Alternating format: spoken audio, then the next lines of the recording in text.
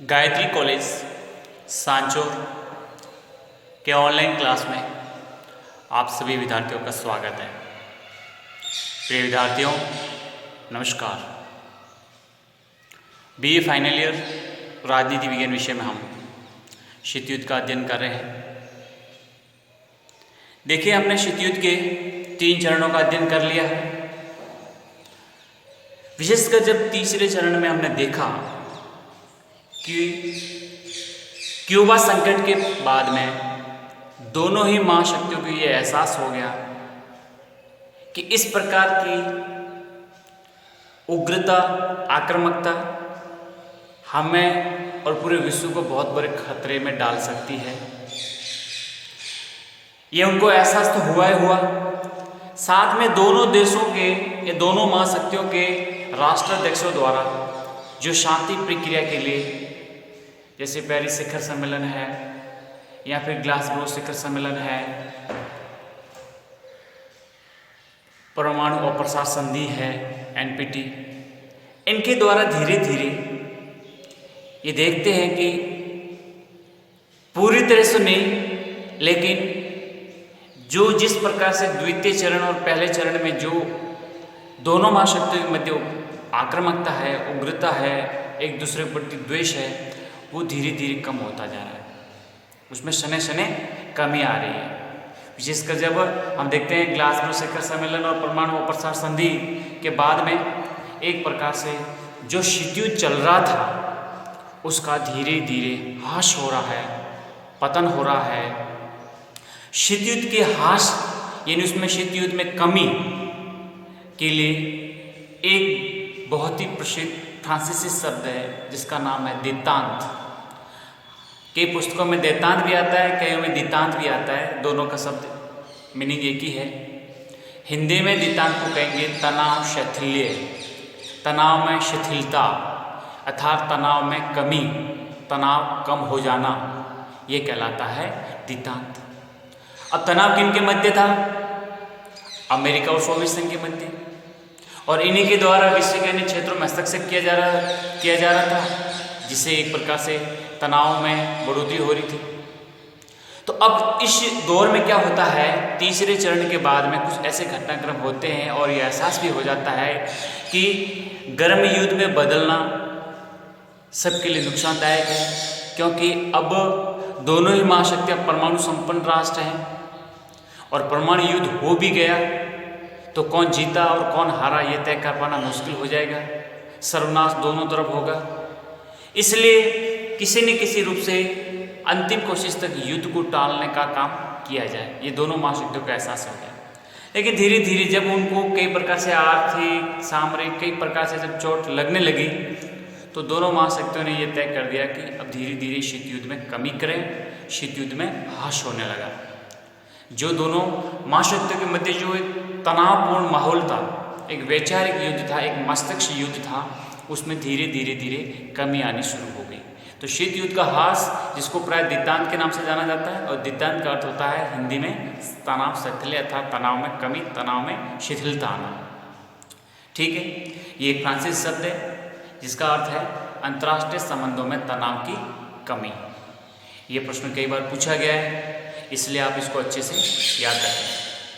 अब देखो, 1953 से 70 तक पूरे विश्व में सोवियत संघ तथा अमेरिका के मध्य शीत युद्ध पूरी तरह से विभिन्न तनाव के कारणों के कारण जीवित रहा। हम सभी को पता है, ये जब शुरुआत हुई थी द्वितीय चरण के बाद तो विशेष तौर से ऐसी स्थिति हुई थी कि कभी भी युद्ध हो सकते, जबरदस्त तरीके से पूरे विश्व में अशांति का माहौल बन चुका था। आप देखेंगे 54 में सीटो, 58 में 1958 में सैंटो, 1955 में वारसा, इस प्रकार के सैनिक संधियों और सैनिक गुटों का, फिर जबरदस्त तरीके से जो मध्य पूर्व में, पश्चिम एशिया में जो तनाव हुआ, तो कह सकते हैं कि हिंद चीन जो समस्या थी, वियतनाम का युद्ध था, इसमें अमेरिका का इस प्रकार झोंक जाना बहुत मुश्किल हो रहा था अमेरिका के लिए। तो धीरे धीरे सब एहसास हुआ। एहसास के बाद में इस परिस्थितियाँ ऐसी बनी कि शीत युद्ध जो है उसमें धीरे धीरे कमी होती गई। लेकिन विशेष तौर से इन दोनों महाशक्तियों को एहसास हुआ है वो क्यूबा मिसाइल संकट से हुआ। क्यूबा मिसाइल संकट है, इसने दोनों महाशक्तियों को शीत युद्ध के असीमित तथा अनियंत्रित खतरों के प्रति सचेत कर दिया, क्योंकि ये बहुत ही खतरनाक तरीके से उग्र हो चुका था। और ख्रुश्चेव ने अपनी जो दूरदर्शिता बताई, इसका परिणाम हुआ कि दोनों ही महाशक्तियां बच गई, साथ साथ पूरे विश्व के अन्य देश भी बच गए तृतीय विश्व युद्ध के खतरे से। तथा यही नहीं, जितने आपने देखा होगा कि दोनों महाशक्तियों के अलावा एक तीसरी दुनिया का एक समूह था जिसे हम कह सकते हैं गुट निरपेक्ष आंदोलन, नॉन अलाइनमेंट मूवमेंट, अर्थात गुट निरपेक्ष आंदोलन का जो प्रादुर्भाव हुआ। और गुट निरपेक्ष आंदोलन जिसकी शुरुआत हम हमारे देश से मान सकते हैं कि पंडित नेहरू की बहुत बड़ी उसमें भूमिका थी। मार्शल टिटो है, घाना के एनाक्रुमा है, ये अपने मिस्र के नासिर हैं, हमारे पंडित नेहरू हैं। इन अंतर्राष्ट्रीय नेताओं ने मिलकर इस गुट निरपेक्ष आंदोलन की जो नींव डाली, और गुट निरपेक्ष आंदोलन ने खुला खुला कह दिया कि हम किसी भी प्रकार से शक्ति संघर्ष में विश्वास नहीं करते हैं, शांति सद्भावनापूर्ण जीवन जीने में विश्वास करते हैं। तो आप देखेंगे कि इस गुट निरपेक्ष आंदोलन ने दोनों ही महाशक्तियों का विरोध किया, दोनों ही महाशक्तियों से दूर रहकर अपने अलग से अपना अस्तित्व बनाए रखा, किसी भी गुट से नहीं जुड़े, दोनों गुटों से बराबर की दूरी बनाते हुए ये आंदोलन चलता रहा। तथा ऐसा नहीं है कि ये बिल्कुल अंतर्राष्ट्रीय क्षेत्र से कटा हुआ था, नहीं, जहाँ कभी भी उनको लगा कि ये किसी भी देश द्वारा ये गलत कार्रवाई है, आक्रामक कार्रवाई है, अशांति के लिए कार्रवाई है, तो वहाँ पर इन गुट निरपेक्ष राष्ट्रों ने अपनी महत्वपूर्ण भूमिका निभाते हुए उस राष्ट्र की आलोचना की, उस पर दबाव बनाने का कार्य भी किया। अब इसलिए दोनों महाशक्तियों के मध्य ये पता हो गया कि अब वो पहले जैसी स्थिति नहीं है, हमें कुछ और भी राष्ट्रों की सुननी पड़ेगी। तथा इसके अलावा जापान और जर्मनी को बड़ी आर्थिक सहायता के रूप में या आर्थिक शक्ति के रूप में उभरना। अब देखो धीरे धीरे ऐसा होता है, आपको पता है कि जापान भी परमाणु बम गिराने के बाद में धराशायी हो चुका था, और जो जर्मनी है, विशेषकर पश्चिमी जर्मनी, ये भी पूरी तरह से इस द्वितीय विश्व युद्ध के रण क्षेत्र में बर्बाद हो चुका था। लेकिन इन दोनों ही देशों ने क्या तय किया कि हमें किसी प्रकार की शक्ति संघर्ष में नहीं फंसना है, हम अपनी ज़्यादा से ज़्यादा आर्थिक शक्ति को मजबूत करेंगे। और हुआ भी यही कि 70 का दशक आते आते जापान और जर्मनी एक आर्थिक शक्ति के रूप में उभरना शुरू हो गए। पश्चिमी यूरोप का आर्थिक एकीकरण भी हो गया। एशिया, अफ्रीका, लैटिन अमेरिका में आई जागृति, अर्थात नव स्वतंत्र राष्ट्रों का उदय हुआ, और इन सभी राष्ट्रों में स्वतंत्रता का भाव और विश्व फलक पर उन्होंने गुट निरपेक्ष आंदोलन के साथ जुड़कर अपनी एक स्वतंत्र विदेश नीति की पहचान दिलाई। इन सब अंतर्राष्ट्रीय व्यवस्था ने महत्वपूर्ण परिवर्तन ला दी। अब अमेरिका और सोवियत संघ को सोचना पड़ा कि अब पहले जैसी स्थिति नहीं रही है जो द्वितीय विश्व युद्ध के तुरंत बाद थी। अब विश्व की परिस्थिति भी बदल रही है, और इसलिए दोनों महाशक्तियों को द्वितांत के संबंध में सोचने के लिए बाध्य कर दिया गया। इसलिए दोनों महाशक्तियों ने देखा कि अब पहले जैसा हमारी तरह से पूरी दादागिरी चलाने का कोई प्राथमिकता नहीं है। अब हमें विश्व में कुछ बदले हुई परिस्थितियों के अनुसार हमें भी कुछ कदम उठाने चाहिए। ठीक है, साधारणतः जो द्वितांत शब्द का प्रयोग है दो शत्रु या विरोधी राज्यों के मध्य पुनर्मिलन के प्रयत्नों का वर्णन करने के लिए किया जाता रहा है। इसलिए आप समझेंगे कि दो बड़े शत्रु कौन से, सोवियत संघ और अमेरिका, और इनके आपस में पुनर्मिलन के प्रयत्न से जिस प्रकार से संबंध कायम हो रहे हैं, इसके लिए प्राय अंतर्राष्ट्रीय राजनीति में द्वितांत शब्द का प्रयोग होता आ रहा है। ये आपको ध्यान रखना है। मैंने आपको पहले भी स्पष्ट किया था कि द्वितांत एक फ्रांसीसी शब्द है जिसका शाब्दिक अर्थ है कि अंतर्राष्ट्रीय संबंधों में तनाव की कमी या तनाव में शिथिलता, अर्थात सोवियत संघ और अमेरिका में तनाव में कमी और उनमें दिन प्रतिदिन बढ़ती हुई मित्रता, सहयोग और शांतिपूर्ण सहस्तित्व की भावना से द्वितांत का तात्पर्य है। ठीक है, जो दोनों महाशक्तियों के मध्य जो तनाव फैला था उस तनाव को कम करना तथा धीरे धीरे दोनों महाशक्ति नजदीक आकर एक दूसरे के साथ मित्रतापूर्ण, सहयोगपूर्ण और शांतिपूर्ण सहअस्तित्व की भावना से आगे बढ़ने का जो कार्य किया जा रहा था उसको प्राय हम द्वितांत के माध्यम से समझ सकते हैं। इसलिए हमारे अंतर्राष्ट्रीय राजनीति के विद्वान ए.पी. राणा कहते हैं कि द्वितांत ऐसी प्रक्रिया या प्रवृत्ति है जिसमें एक समय पर दो परस्पर विरोधी प्रवृत्तियाँ सहयोग और प्रतिद्वंदिता पाई है। महाशक्तियों के इस सहयोगी प्रतिद्वंदी व्यवहार को उन्होंने कालोक्विटी शब्द में अभिव्यक्त किया है। ठीक है, तो ये कभी भी आपसे पूछा जाए कि एक प्रकार से सहयोग और प्रतिद्वंद दोनों प्रकार का आपस में व्यवहार पाया जाता है, तो इस शब्द के लिए ए.पी. राणा ने किस शब्द का प्रयोग किया है, तो आप बता सकते हैं कालोक्विटिव। कालोक्विटिव शब्द का प्रयोग उन्होंने इस शब्द के लिए किया है। दोनों देशों के मध्य सामंजस्यपूर्ण शांतिपूर्ण सहअस्तित्व के संबंध में ये पूरा द्वितांत का उल्लेख किया जाता है। ठीक है, पर ध्यान रखना द्वितांत का अर्थ ये कदापि नहीं है कि दोनों महाशक्तियों में मतभेद पूर्णतः समाप्त हो गए। इसलिए अच्छे ढंग से आपको ये समझना है कि द्वितांत का अर्थ ये भी नहीं होता है कि अब दोनों महाशक्ति पूरी तरह से एक दूसरे के प्रति घनिष्ठ होगी, ऐसा भी नहीं है। ऐसा भी नहीं है कि पूर्णतः मतभेद समाप्त हो गए, ऐसा भी नहीं है। द्वितांत की विशेषता यह थी कि सैद्धांतिक मतभेदों एवं प्रतियोगिता के बावजूद इसने महाशक्तियों में आर्थिक, वैज्ञानिक और तकनीकी सहयोग में बाधा प्रस्तुत नहीं होने दी। ये आपको समझना है।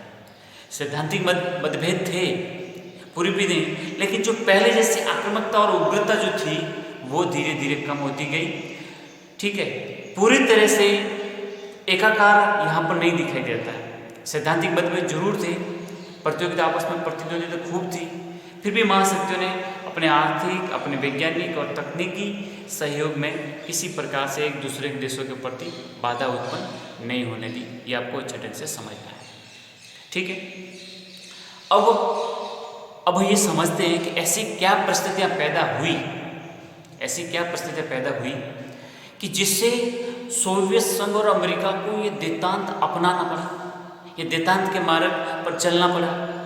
तनाव में कमी करना आवश्यक समझा गया। ऐसा नहीं कि किसी एक द्वारा, दोनों ही देशों के द्वारा ऐसा दिखाई देता है, तो ऐसी क्या आवश्यकता हो गई थी उसको समझते हैं। अर्थात अब हम स्पष्ट करेंगे कि द्वितांत के क्या कारण थे। तो देखिए, सबसे पहला ये था कि द्वितांत संबंध पारस्परिक राष्ट्रीय हितों की पूर्ति करते थे। कहने का मतलब आपका भी शांति से रहना और हमारा भी शांति से रहना हमारे एक दूसरे के राष्ट्रीय हितों की पूर्ति करने में महत्वपूर्ण भूमिका अदा करते हैं। अर्थात दोनों देशों के जो राष्ट्रीय हित हैं उसमें द्वितांत संबंधों ने महत्वपूर्ण भूमिका निभाई है। क्यों? क्योंकि पहले क्या था? नफरत थी, घृणा थी, द्वेष था, एक दूसरे के प्रति जहर उगलने वाली बातें होती थी। इससे हमेशा उग्रता, तनावपूर्ण माहौल बना हुआ था। तो दोनों देश कहीं न कहीं अपने राष्ट्रीय हितों पर नुकसान कर पा रहे थे या राष्ट्रीय हितों पर चोट लग रही थी और जरूरत से ज़्यादा अपने संसाधनों की खपत कर रहे थे, लेकिन उनके हितों की पूर्ति नहीं हो पा रही थी। इसलिए जिस प्रकार से ये तनाव में कमी आने से सोवियत संघ और अमेरिका दोनों की अपने अपने जो हित हैं उनकी पूर्ति करने में बहुत बड़ी उल्लेखनीय भूमिका निभाई। किसने? इस द्वितांत ने। दूसरा ये भी समझते हैं कि द्वितांत संबंध है वो सोवियत संघ के आर्थिक विकास की आवश्यकता पूरी करता था। अब सोवियत संघ को भी ये जरूरत थी कि मैं मेरी आर्थिक जरूरतें या आर्थिक विकास का जो मार्ग है उसके लिए जो आवश्यकता है, अगर इस द्वितांत के मार्ग पे चलें तो ही संभव है, नहीं तो मैं आक्रामकता दिखा के, धमकी देकर, युद्ध की धमकी देकर, युद्ध का माहौल बनाकर मैं अपनी आर्थिक जरूरतों को पूरा नहीं कर पाऊंगा। इसलिए अगर द्वितांत जैसी स्थिति बनती है, तनाव में कुछ कमी आती है, तो मैं मेरे जो देश की आर्थिक ज़रूरतें हैं उनकी भी मैं पूर्ण कर पाऊंगा, उन जो आवश्यकता है उनको भी मैं पूरी कर सकूंगा। ये सोवियत संघ को भी अच्छे ढंग से पता था। साथ ही साथ ऐसा नहीं है कि इसको अमेरिका को भी पता था, क्योंकि अमेरिका के जो उद्योग हैं, अमेरिका के पास वृहद उद्योग हैं, तकनीक हैं, लेकिन जो कच्चा माल है, कच्चे माल की जो आवश्यकता है वो अगर पूर्ण करनी थी तो उसके लिए एकमात्र माध्यम था द्वितांत। क्योंकि अगर ये दिखती बात है कि आप उग्रता के साथ कहीं पर भी तीसरी दुनिया के देशों के साथ दबावपूर्ण राजनीतिक हस्तक्षेप, सैनिक कार्रवाई, युद्ध की धमकी या और भी किसी भी प्रकार से आप करने की कोशिश करोगे तो स्वाभाविक है कि वहाँ पर सोवियत संघ भी आ धमकेगा। तो हर एक मामले में दोनों के मध्य एक प्रकार से तनाव पैदा हो जाता था। लेकिन जब ये द्वितांत की प्रकृति और द्वितांत तथा तनाव में जो कमी आई, इससे क्या हुआ कि सोवियत संघ और अमेरिका ने एक दूसरे के अपने हितों की पूर्ति में लगे रहे, अपने आर्थिक संसाधनों के विकास में लगे रहे। तो जहाँ पर जो पहले अपन को दिखाई देता है युद्ध या आक्रामकता, अब वो न होकर शांतिपूर्ण तरीके से अपनी अपनी जरूरतें पूरी कर रहे हैं। तो अमेरिका के जो उद्योग थे उनको कच्चे माल की जो आपूर्ति की आवश्यकता थी, चाहे एशियन देशों से हो, अफ्रीकन देशों से हो या दक्षिण अमेरिकन देशों से हो, तो इन देशों से जो अपने कच्चे माल की आवश्यकता है वो भी अब पूर्ण होने लगी, आवश्यकता भी पूरी होने लगी। ठीक है, अगला जो कारण था वो ये था कि जो दोनों देशों के जो परमाणु शस्त्र हैं, परमाणु शस्त्रों के क्षेत्र में संतुलन, देखो सबको पता है कि सबसे पहले दुनिया में अमेरिका ने परमाणु शस्त्रों को ईजाद किया, यानी आविष्कार किया, और सबसे पहले अमेरिका ने बनाया। अमेरिका के तुरंत बाद में बनाने वाला देश सोवियत संघ था। जब दोनों ही देश परमाणु शस्त्रों से संपन्न हैं तो शक्ति संतुलन बना रहता है। हमने शक्ति संतुलन वाले अध्याय में देखा था आपने कि शक्ति संतुलन बना रहता है। इसलिए शक्ति संतुलन बनाने में मतलब ये जो दोनों देशों का परमाणु संपन्न होना और तनाव में कमी, ताकि किसी भी प्रकार का विश्व में अशांति का काम नहीं हो सकता, और दोनों एक दूसरे को प्रति संतुलित बनाए रखते थे। ठीक है, तथा दोनों देशों को ये भी था कि हमारे पास परमाणु शस्त्र हैं, ठीक है, और परमाणु शस्त्र होने के से अगर हमने कुछ ऐसा गलत कदम उठाया भी तो अंतर्राष्ट्रीय शांति के लिए खतरा होगा, और हो सकता है कि अगर क्यूबा संकट से हमने सबक ले लिया कि कहीं हमें परमाणु युद्ध न हो जाए या परमाणु युद्ध का खतरा न पैदा हो जाए, इस प्रकार के आतंक से बचने के लिए भी उनको ये एहसास हो गया था।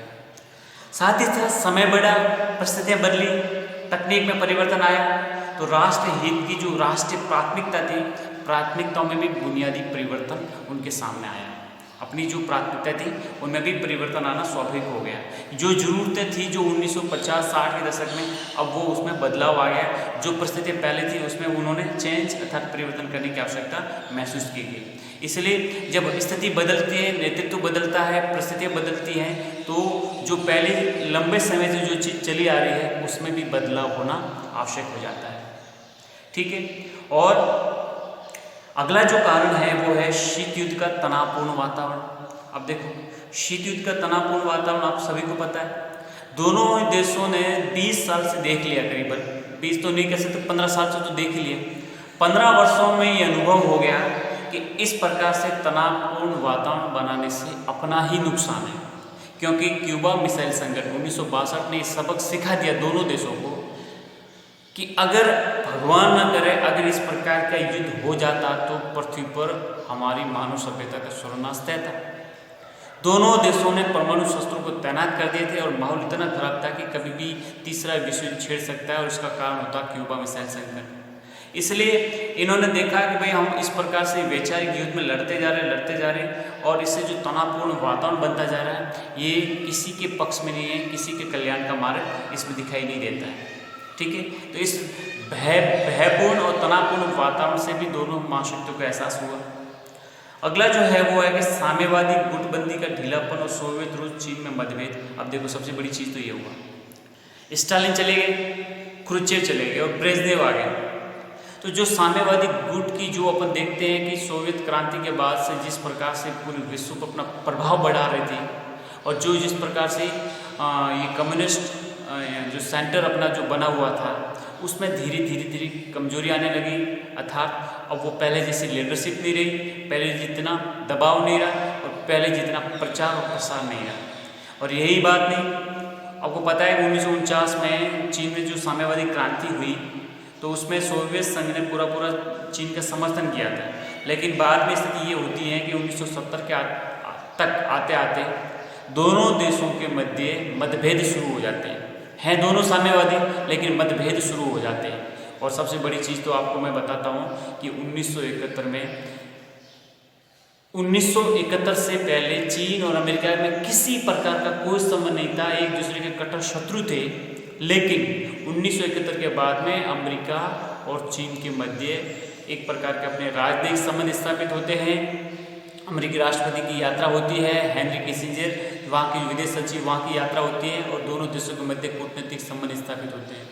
तो दुनिया देखती रहेगी कि ये कैसे पॉसिबल हो गया कि एक साम्यवादी देश और एक पूंजीवादी देश कैसे मित्र बन सकते हैं।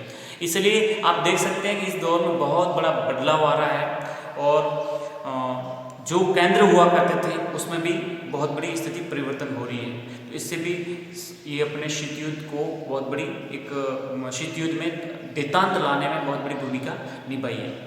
यही नहीं, साथ में हम सभी को देख रहे हैं कि तीसरी दुनिया के देश अर्थात एशिया के, अफ्रीका के और दक्षिण अमेरिका के देश जो उपनिवेशवाद साम्राज्यवाद के शिकार हुए थे, वो देश धीरे धीरे अब स्वतंत्र हो रहे हैं। और स्वतंत्र हो रहे हैं तो इन्होंने देखा कि बड़ी मुश्किल से हमने जो स्वतंत्रता प्राप्त की है, हम नहीं चाहते हैं कि दोबारा पुनः गुलामी की ओर बढ़े। इससे बचने के लिए वो क्या किया, इन्होंने अपना एक अलग से एक सम्मेलन, एक संगठन बनाया जिसको कहते हैं गुट निरपेक्ष आंदोलन। अब गुट निरपेक्ष राष्ट्र की महत्वपूर्ण उद्देश्य यही था कि हम किसी भी गुट में शामिल नहीं होंगे, न सोवियत गुट में न अमेरिकी गुट में। हम हमारा स्वतंत्र तरीके से अपनी स्वतंत्र विदेश नीति का पालन करते हुए आगे बढ़ेंगे और जहाँ कहीं भी किसी भी गुट के द्वारा अगर अंतर्राष्ट्रीय शांति के लिए खतरा का काम किया जाएगा तो हम उसकी भर्त्सना करेंगे, हम उसकी निंदा करेंगे और सभी गुट निरपेक्ष राष्ट्र उस पर दबाव बनाने का काम करेंगे ताकि अंतर्राष्ट्रीय जगत में किसी प्रकार का तनाव नहीं बने। तो आप देख सकते हैं कि गुट निरपेक्ष राष्ट्र कोई एक दो राष्ट्र नहीं है, ये 100 से भी ऊपर राष्ट्र हैं। तो इन देशों का जो किसी भी मुद्दे पर दबाव बनता था तो दोनों महाशक्तियों का ध्यान उसकी तरफ आकर्षित होता था। ठीक है, अगला जो अपन कारण और भी देखें दितांत का, तो ये भी स्पष्ट होता है कि इन दोनों गुटों से यानी द्विगुटीय विश्व राजनीति का बहु केंद्रवाद में परिवर्तन। अर्थात देखते हैं कि द्वितीय विश्व युद्ध के बाद दुनिया में केवल महाशक्ति केवल दो ही थी, एक अमेरिका और एक सोवियत संघ। दोनों महाशक्तियों के अलावा और कोई उनको चुनौती देने वाली सत्ता नहीं थी। लेकिन धीरे धीरे देखते हैं कि समय के साथ परिवर्तन होते होते 1970 के आसपास आते आते विश्व में और कई भी उभरती हुई महाशक्ति सामने आ रही है। आपने देखा जापान बढ़ रहा है, जर्मनी बढ़ रहा है, चीन बढ़ रहा है, भारत बढ़ रहा है, ब्राजील जैसी ऐसी शक्तियाँ सामने आ रही हैं। तो अब इन दोनों ही महाशक्तियों को अब वो वाली दादागिरी नहीं रही कि हम जो जैसा चाहे वैसे करें, क्योंकि अब हर एक सत्ता के लिए, हर एक दबाव के लिए, अपनी नीतियों के लिए, अपनी संधियों के लिए अब अकेले निर्णय लेने में सक्षम नहीं रहे, क्योंकि दुनिया में बहु केंद्रवाद अर्थात दुनिया में कई उभरती शक्तियाँ सामने आ रही थी। उनकी अवहेलना न तो अमेरिका करना चाहता था और न ही सोवियत संघ करना चाहता था। इसलिए उन्होंने देखा कि इनको अपने पास नहीं रखेंगे तो हमारे लिए भी आने वाले समय में चुनौतियाँ पैदा हो सकती हैं। इसलिए देखो ना, आप सोचो कि जो साम्यवाद का कट्टर शत्रु है अमेरिका, वो कैसे 1971 में चीन के साथ संबंध स्थापित कर लेता है, चीन के साथ अपने अच्छे राजनीतिक और कूटनीतिक संबंध कैसे स्थापित कर लेता है। क्या उसको साम्यवादी विचारधारा से उसको नफरत है, लेकिन उसको देखा कि नहीं, ये मेरे हितों के प्रतिकूल है और मैं चाहता हूँ कि सोवियत संघ को कैसे तोड़ा जा सके। जो ही मतभेद हुए, इसने दोस्ती बढ़ानी शुरू की। इसलिए आपने देखा होगा यथार्थवादी उपक्रम कहता है कि अंतर्राष्ट्रीय राजनीति में न तो कोई किसी का मित्र होता है, न किसी का कोई शत्रु होता है, केवल अपने जो राष्ट्रीय हित हैं वो ही स्थायी होते हैं, कभी भी बदल सकते हैं। मित्र शत्रु हो सकता है, शत्रु मित्र हो सकता है। इसलिए सबसे आगे जो प्राथमिक होते हैं वो अपने होते हैं राष्ट्रीय हित। आई बात समझ में? अगला है महाशक्तियों को अपने गुटीय मित्रों से निराशा और यथार्थवादी चिंतन की प्रवृत्ति। अब देखो, महाशक्तियों ने खूब कोशिश की, क्योंकि अमेरिका कहता था कि दुनिया में दो ही शक्तियां हैं, दो ही केंद्र हैं, एक सोवियत संघ है, दूसरा अमेरिका। ये तीसरा गुट निरपेक्ष क्या है, ये गुट निरपेक्ष क्या बला है, उसकी खिल्ली उड़ाते थे। लेकिन बाद में जब उनको पता चला कि गुट निरपेक्ष राष्ट्रों की भी अपनी एक शक्ति है और गुटीय जो अपने जो महाशक्तियाँ हैं, कहने के तात्पर्य जो गुट निरपेक्ष राष्ट्रों में जो सदस्य शामिल हैं, उनकी शक्ति की अवहेलना किसी प्रकार से नहीं की जा सकती। लेकिन साथ ही साथ एक बड़ी और घटनाक्रम ये होती है कि इन दोनों ही महाशक्तियों अमेरिका और सोवियत संघ अपने गुट में, यहाँ पर गुट निरपेक्ष की बात नहीं कर रहा हूँ, यहाँ पर अपने जो गुट है अर्थात सोवियत संघ का गुट है और अमेरिका का जो गुट है, अमेरिका के साथ आप देखेंगे ब्रिटेन है, अपने फ्रांस है, पश्चिमी जर्मनी है, जो इजराइल जैसे देश हैं ये अमेरिका के साथ है। उसी प्रकार से पूर्वी यूरोपीय और पूर्वी जर्मनी जैसे देश हैं वो किसके, सोवियत संघ के साथ है। तो अब हुआ ही है कि इन दोनों महाशक्तियों को अपने गुटीय देश अर्थात गुटीय मित्र हैं उनसे उनको निराशा हो रही थी, और दूसरे जो अपने गुट के साथ जो राष्ट्र थे वो चाहते थे कि अब हम स्वतंत्र विदेश नीति का पालन करते हुए आगे बढ़े, अर्थात उन्होंने यथार्थवादी चिंतन पर बल देना भी शुरू कर दिया। अर्थात एक कह सकते हैं कि इन गुटीय देशों की भी एक प्रकार से आर्थिक स्थिति, राजनीतिक व्यवस्था और कई प्रकार से उनमें एक बहुत बड़ी अपनी सशक्त भूमिका के साथ आगे बढ़ रहे थे। तो इनको लगा कि हम इन दोनों ही गुटों के सैटेलाइट बन के क्यों घूमें, पिछलगु बन के क्यों घूमें, अंतर्राष्ट्रीय क्षेत्र में भी हमारी पहचान एक पिछलगु राज्य के अलावा और कुछ नहीं है। तो इन्होंने धीरे धीरे उन्होंने थोड़ा सा स्वतंत्र विदेश नीति की तरफ बढ़ना शुरू किया। तो इससे दोनों महाशक्तियों के मतलब जो अपने गुट्टी मित्र थे उनसे निराशा उत्पन्न होने लग गई। फिर साथ ही साथ हम सभी को पता है कि संयुक्त राष्ट्र संघ और इसकी जो भूमिका, और साथ ही साथ जो संयुक्त राष्ट्र संघ में तीसरी दुनिया के राष्ट्रों की जो भूमिका थी वो बड़ी उल्लेखनीय, सक्रिय और सकारात्मक तरीके से आगे बढ़ रही थी। इसलिए उनको भी ये चुनौती पैदा हो रही थी, किसको, दोनों महाशक्तियों को। ये तीसरी दुनिया के देश इतने एक तेज गति से आगे बढ़ रहे हैं तो इनको भी चैलेंज होना स्वाभाविक हो गया, ठीक है। और सबसे बड़ी चीज़ तो अमेरिका को वियतनाम युद्ध में ज़बरदस्त असफलता मिलती जा रही थी, अमेरिका के सैनिक मारे जा रहे थे। आज तक के इतिहास में अमेरिका की उलझा है और अमेरिका हारा है तो वो वियतनाम युद्ध था। भले ही अमेरिका स्वीकार नहीं कर रहा हो, लेकिन अमेरिका को जितना नुकसान इस वियतनाम युद्ध में हुआ आज तक किसी युद्ध में नहीं हुआ। अमेरिका वहाँ से भागा है, अमेरिका वहाँ से निकला है, खूब कोशिश की, लेकिन वियतनाम में ये दावा ठोक के नहीं कह सकता कि अमेरिका ने अपनी विजय पाई। बहुत कुछ उसका सामरिक सैनिक क्षति हुई, धीरे धीरे करके वो निकला है वहाँ से। तो जिस प्रकार से वियतनाम युद्ध में अमेरिका को असफलता मिली तो उसको पता लग गया कि अब अंतर्राष्ट्रीय जगत में इस प्रकार से शीत युद्ध में उग्रता लाई तो नुकसान मेरा ही है। धीरे धीरे उन्होंने वेदांत की तरफ बढ़ते गए और इन सब कारणों से मजबूर हो गए। आखिर में दोनों महाशक्तियों को वेदांत अर्थात तनाव शैथिल्य की ओर बढ़ना स्वाभाविक गति से प्रारंभ हुआ। ये थे अपने वेदांत के प्रमुख कारण।